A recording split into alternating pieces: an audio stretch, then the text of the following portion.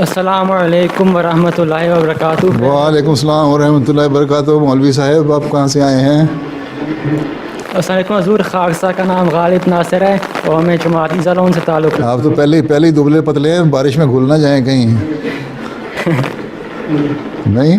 اچھا نہیں انشاءاللہ۔ اچھا حضور میرا سوال یہ ہے کہ شادی پڑھائی کے دوران کرنی چاہیے یا اس کے بعد؟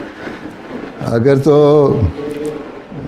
بیوی لڑکی اس بات پہ تیار ہو کہ پڑھائی کے دوران شادی اگر ہو جائے تو وہ اپنے سسرال میں رہ سکتی ہے، کیونکہ ظاہر ہے کہ پڑھائی کے دوران شادی کریں گے تو اب علیحدہ گھر لینا افورڈ نہیں کر سکتے، نہ گھر چلانا افورڈ کر سکتے ہیں، ٹھیک ہے؟ تو اگر تو لڑکی اس بات پہ تیار ہو جاتی ہے کہ وہ سسرال میں رہ لے گی 2 4 5 سال جتنی دیر پڑھائی ہو رہی ہے تو ٹھیک ہے، کر لیں، بڑی اگر خواہش ہے اور اچھا رشتہ ملتا ہے تو۔ لیکن اگر نہیں تو پھر بہتر ہی ہے کہ اپنی پڑھائی مکمل، اور پھر اپنے آپ کو بھی دیکھ لیں کہ آیا پڑھائی کی طرف توجہ بھی دیں گے کہ نہیں، ٹھیک ہے؟ یہ نہ ہو کہ شادی ہونے کے بعد بیوی کی طرف توجہ ہو جائے اور پڑھائی کی طرف توجہ ختم ہو جائے۔ پھر وہ جو آئے تھے ابھی جرمن صاحب، ان کی طرح مجھ سے پوچھنے لگ جائیں کہ فیملی کو کتنا وقت دوں اور پڑھائی کو کتنا وقت دوں، ہیں؟ تو یہ تو پھر انصاف کرنا پڑے گا دونوں طرف سے، ٹھیک ہے؟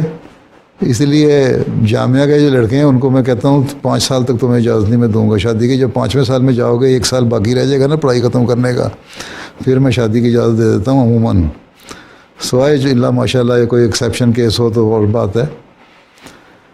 اس ایکسیپشنل کیسز کے علاوہ میں یہی کہتا ہوں کہ پڑھائی ختم کر لو، یا کم از کم پڑھائی ختم کرنے کے قریب پہنچو پھر کرو۔ اور عموماً میں نے دیکھا ہے جو پڑھائی کرتے ہوئے بعض دفعہ شادیاں ہو بھی جاتی ہیں، پھر سسرالوں میں جا کے تو مسائل بھی پیدا ہوتے ہیں۔ تو یہ اپنے حالات دیکھ کے ہر کوئی انڈیویجول فیصلہ کر سکتا ہے، اس کے لیے کوئی ایسا کوئی ہارڈ اینڈ فاسٹ قانون نہیں بنایا جا سکتا، ٹھیک ہے؟ جی جزاک اللہ۔ آپ ایسے پڑھائی کر رہے ہو؟ جی حضور، کیا کر رہے ہو؟ Mechanical engineering. میرا خیال ہے پڑھائی مکمل کر لو پھر شادی کرنا، شادی کی، ٹھیک ہے؟ چلو۔